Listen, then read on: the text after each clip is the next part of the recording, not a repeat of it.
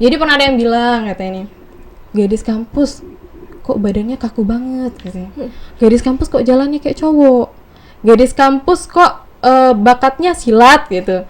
Nah ini yang saya jadikan motivasi bagi saya ke depannya. Oh jadi kalau misalnya saya sedang mengenakan selempang seperti ini, saya harus profesional. Saya harus bersikap seperti wanita seutuhnya. Bagaimana menjaga karismanya seorang wanita seutuhnya. Hal yang bisa digali dari kecantikan dalam diri. Misal manner, sopan santun, attitude-nya kayak itu. Cantik itu bukan cantik dari wajah aja, tapi cantik dari cara dia berperilaku, cantik dari cara dia berbicara, cantik dari cara dia bersosialisasi dan lain sebagainya. Ideologi yang mampu memberikan atau menginisiasi para wanita terkhususnya baik itu di lingkungan pendidikan, sosial dan ekonomi untuk memberikan pemahaman perihal kesetaraan gender yang saat ini saya rasa memang sudah sering digaungkan namun masih belum maksimal.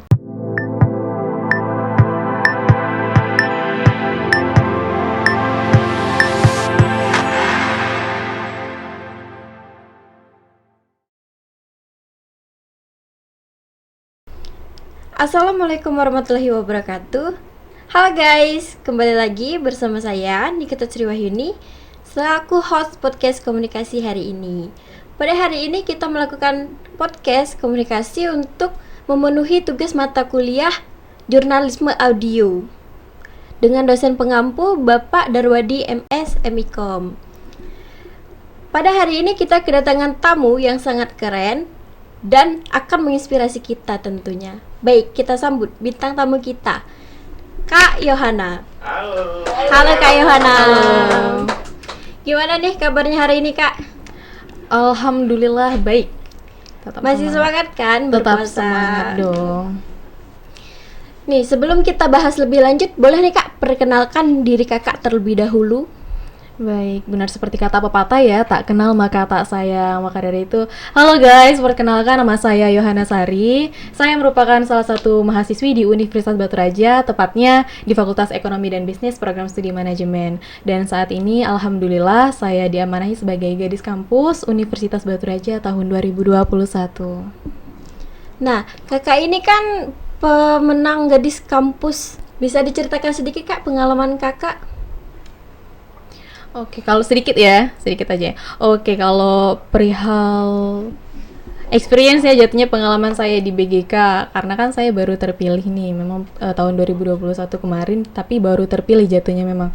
Jadi untuk masalah pengalaman sebenarnya nggak terlalu banyak, tapi yang menarik bagi saya pengalaman saya di BGK sebagai bujang dan gadis kampus Unbara, jatuhnya kita sebagai ikoniknya Unbara, itu saya bisa merasakan bahwasanya oh begini caranya sosialisasi di masyarakat tentang lingkungan Universitas Batu Raja, kemudian berdiskusi dengan para bujang gadis kampus yang sebelumnya perihal trust issue dan lain sebagainya di lingkungan Universitas Batu Raja. Pokoknya menarik sekali pengalaman saya.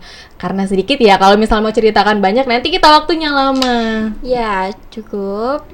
Sungguh menarik ya untuk mengikuti bujang gadis kampus Sembara tersebut. Nah, selain BGK nih Kak, ada nggak sih organisasi lain yang Kakak ikuti baik itu di internal kampus maupun di eksternal kampus? Kalau perihal organisasi intern dan ekstern ya, kalau di internal kampus, saya kemarin sempat aktif di Himpunan Mahasiswa Manajemen, namun saat ini saya dibebankan dengan dua pilihan karena menurut saya ada dua kegiatan itu jatuhnya kalau misal dilakukan secara bersamaan jatuhnya kurang efektif. Kemudian untuk di eksternal kampus saya juga aktif di dua organisasi saat ini, yaitu di Ikatan Pelajar Muhammadiyah yang mana saat ini alhamdulillah lagi saya terpilih sebagai ketua umum untuk periode 2020 dan 2022 nih, habis nih tahun ini. Kemudian saya juga aktif di Ikatan Mahasiswa Muhammadiyah, tepat sekali di ketua bidang Imawati atau keperempuanan di lingkungan Ogan Komering Ulu. Wah, luar biasa sekali ya teman-teman. Nah, selain mengikuti kegiatan-kegiatan kampus nih Kak, gimana sih cara Kakak tuh mengatur jadwal baik itu saat kuliah, berorganisasi dan kesibukan lainnya, atau ada support system dari orang terdekat nih Kak? Jatuhnya manajemen waktu ya? Ya. Kalau mau cerita manajemen waktu begini teman-teman. Sebagai seorang mahasiswa kita dituntut untuk aktif dan kritis Nah, cara pengembangan pemikiran yang kritis itu kita wajib untuk punya banyak pengalaman. Salah satu mencari pengalamannya itu lewat organisasi seperti yang saya ceritakan tadi.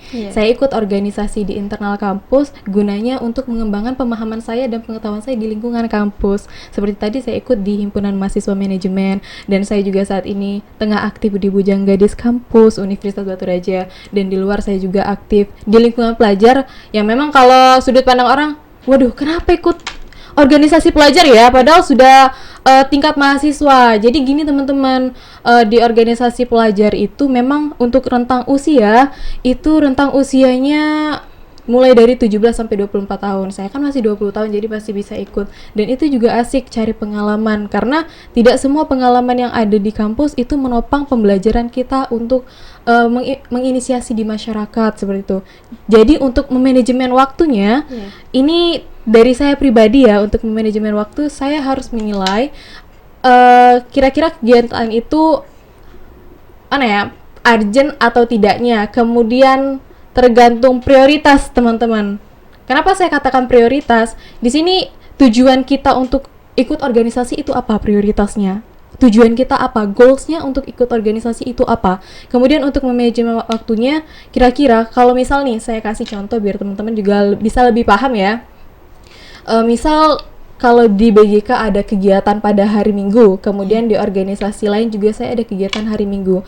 Saya terlebih dahulu harus menilai. Kita terlebih dahulu harus menilai. Kira-kira kalau misalnya ada atau tidaknya saya di BGK pada kegiatan tersebut berjalan atau tidak. Kemudian masih sukses atau tidak. Kemudian kalau di luar saya ada atau tidak, itu sukses atau tidaknya juga. Jadi kalau misalnya kira-kira kalau saya tidak ada di sana maka tidak sukses atau tidak berjalan lancar, maka kegiatan tersebut yang saya pilih. Itu manajemen waktu bagi saya sih, tergantung prioritas. Nah, kan kakak ini sebagai pemenang Gadis Kampus Sembara nih, pernah nggak sih kakak tuh mengalami bullying di sosmed atau di berbagai media lainnya, atau secara langsung dari teman-teman atau keluarga atau gimana? Bisa diceritakan kak? Masalah bullying ya, gini, ini dari saya pribadi juga ya, yang saya rasakan jatuhnya pengalaman saya untuk di Bujang Gadis Kampus, karena ini first time-nya saya terjun ke dunia pageant. Saya pernah dibilang memang pada saat saya terpilih kemarin, ini saya bilang motivasi bagi saya dan saya bilang tantangan bagi saya. Jatuhnya mereka bilang seperti ini, gadis kampus tapi kok pembawaannya seperti cowok. Karena kan saya kalau jalan, sudah saya bilang ya, saya emang first time jatuh atau terjun ke dunia pageant. Jadi untuk masalah jalan lenggak-lenggo atau mungkin jalan seperti khususnya wanita, itu saya agak kaku sebenarnya, karena memang di lingkungan saya, keluarga saya, saudara saya semuanya laki-laki. Kemudian saya juga terjun di organisasi silat seperti itu. Jadi untuk masalah jatuh ke pageant itu agak susah bagi saya. Namun tetap harus dicoba, karena kalau misal nggak kita coba dari sekarang itu bakal jadi penyesalan ke depannya. Jadi pernah ada yang bilang katanya nih, gadis kampus kok badannya kaku banget katanya. Gadis kampus kok jalannya kayak cowok. Gadis kampus kok bakatnya silat gitu. Nah ini yang saya jadikan motivasi bagi saya ke depannya. Oh jadi kalau misalnya saya sedang mengenakan selempang seperti ini, saya harus profesional. Saya harus bersikap seperti wanita seutuhnya. Bagaimana menjaga karismanya seorang wanita seutuhnya. Dan kalau misal saya di luar, saya juga harus profesional dimanapun itu. Jadi bullying, pernah pasti merasakan bullying, karena untuk sebuah kemenangan pasti ada yang namanya pro dan kontra pada hal tersebut. Kayak itu. Wah, sungguh sangat disayangkan ya, banyak teman-teman yang masih menginginkan bullying itu. Dan nih, menurut kakak, apakah seorang gadis kampus itu harus cantik? Wah, menarik sekali ya. Ini pada saat pertama kali saya ingin ikut BGK, saya juga berpikirnya seperti itu. Saya mikir, wah kalau misal mau ikut Bujang Gadis Kampus, saya sepertinya kalah deh kalau dari segi fisik ya.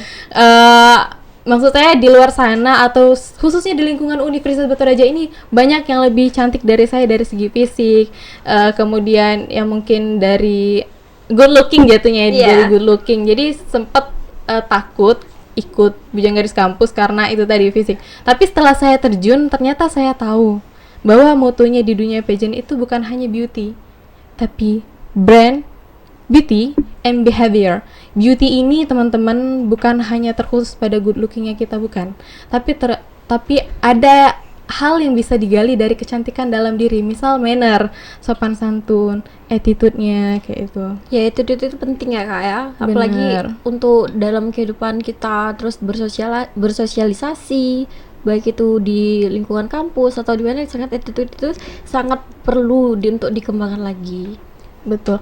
Kalau misal masalah cantik itu perlu, tapi tidak menjadi fokus utama, karena gini, sebagai ikonik pasti ada hal yang ditarik seperti itu. Misal kalau misal orang lihat kita itu, oh rapi, oh kelihatannya cantik, itu bukan cantik dari wajah aja, tapi cantik dari cara dia berperilaku, cantik dari cara dia berbicara, cantik dari cara dia bersosialisasi dan lain sebagainya. Jadi cantik itu banyak. Cantik itu fleksibel teman-teman. Ya benar yang dikatakan oleh Kak Yohana, cantik itu fleksibel, cantik itu nggak harus cantik dari wajah, baik cantik dari fisik, yang penting itu tuh pertama attitude. Terus cantik itu nggak semuanya cantik itu melihat dari wajah kita ya. Nah, menurut kakak lagi nih, apa sih peran gadis kampus baik di tingkat universitas maupun di masyarakat? Baik, sebenarnya tadi sudah saya singgung sedikit Iya. ya. Kalau kita jadi bujang gadis kampus, ini yang saya rasakan, karena seperti yang saya bilang tadi, saya belum lama terjun dunia pageant dan saya juga baru terpilih, baru tahun 2021 kemarin. Jadi peran yang saya rasakan dan yang saya ketahui dari bujang gadis kampus, saya mengemban amanah sebagai gadis kampus. Peran saya jatuhnya sebagai duta pendidikan dan kebudayaan di bidang akademis, terkhususnya di lingkungan Universitas Batu Raja. Saya harus menjadi contoh yang baik atau teladan yang baik bagi teman-teman di lingkungan Universitas Batu Raja tentunya. Kemudian bisa menjadi ikoniknya dan kacamata orang untuk melihat Universitas Batu Raja di lingkungan masyarakat.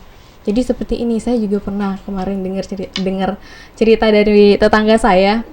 Oh, Yohana jadi gadis kampusnya, wajar ya, sekarang udah beda dari cara dia berpakaian, kemudian dari caranya bersosialisasi, kemudian dari caranya berbicara dengan orang lain seperti di lingkungan masyarakat.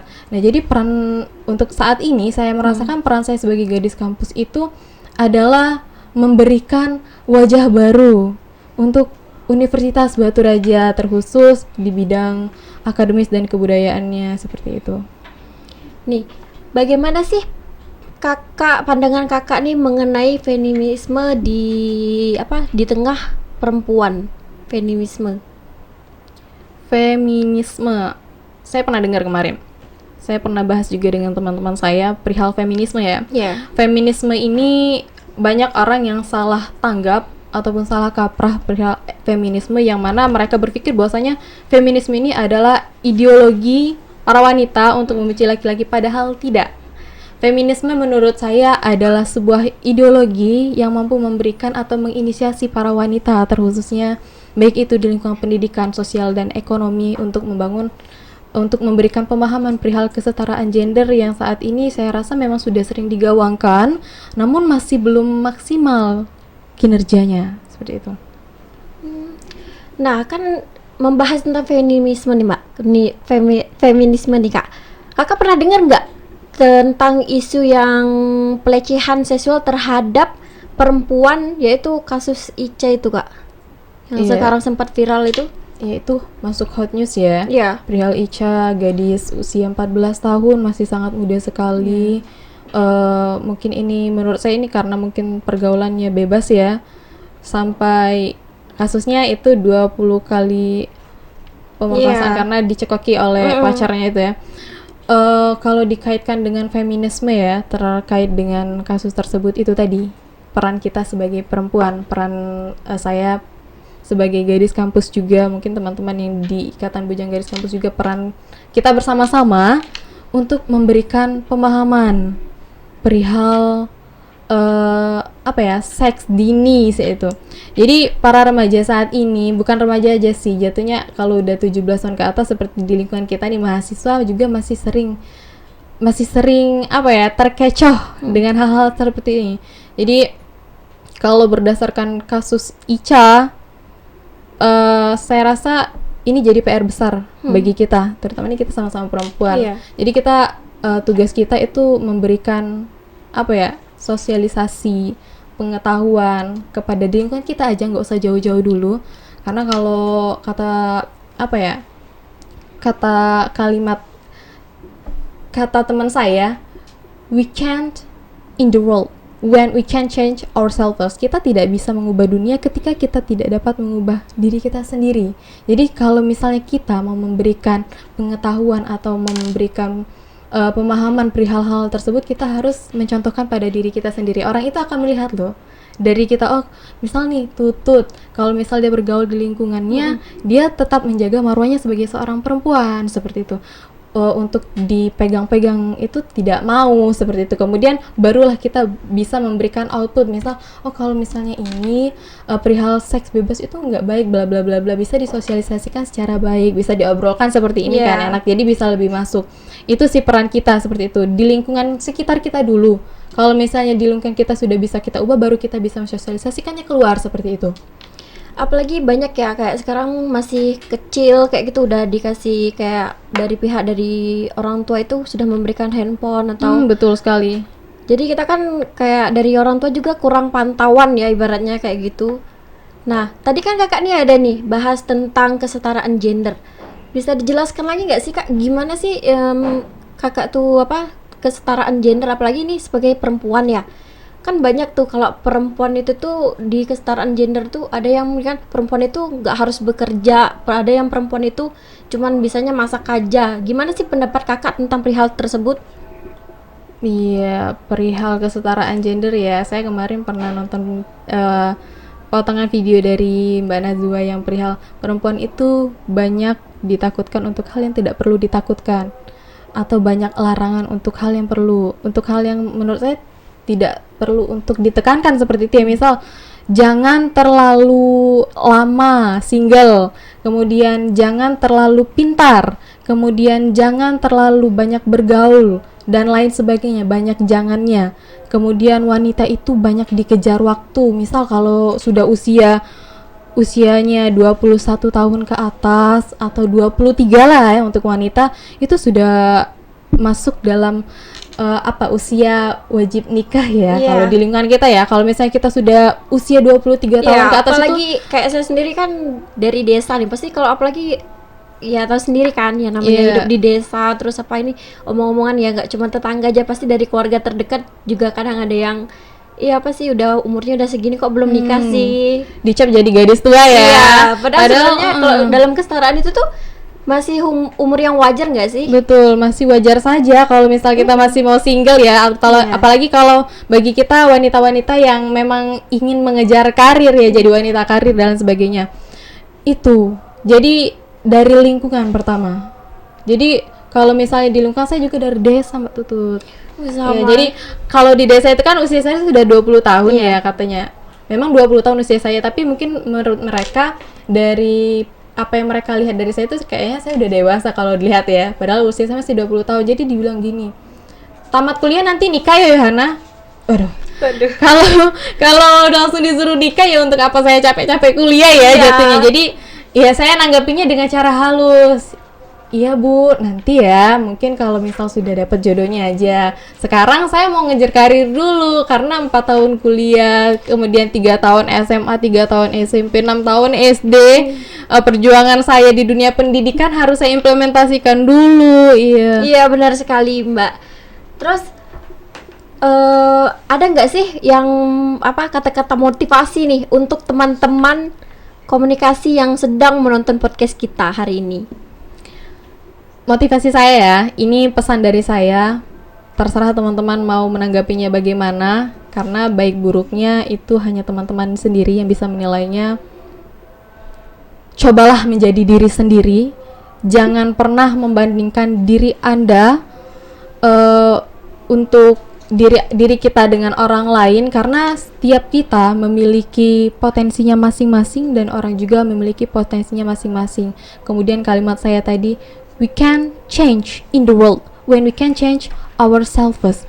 Kita tidak dapat mengubah dunia ketika kita tidak dapat mengubah diri kita sendiri. Jadi sebelum kita mau mengubah dunia, maka ubah diri kita sendiri. kita mau dunia seperti apa, maka praktekkan, maka cobakan pada diri kita sendiri, dan jangan pantang menyerah. Tutup telinga, tutup hati untuk perkataan yang tidak mengenakan, dan terus maju pantang menyerah. Ya, benar sekali. Terima kasih. Jadi bisa disimpulkan ya dari kata motivasi itu, intinya kita tuh harus jadi be yourself, jadilah diri kita sendiri.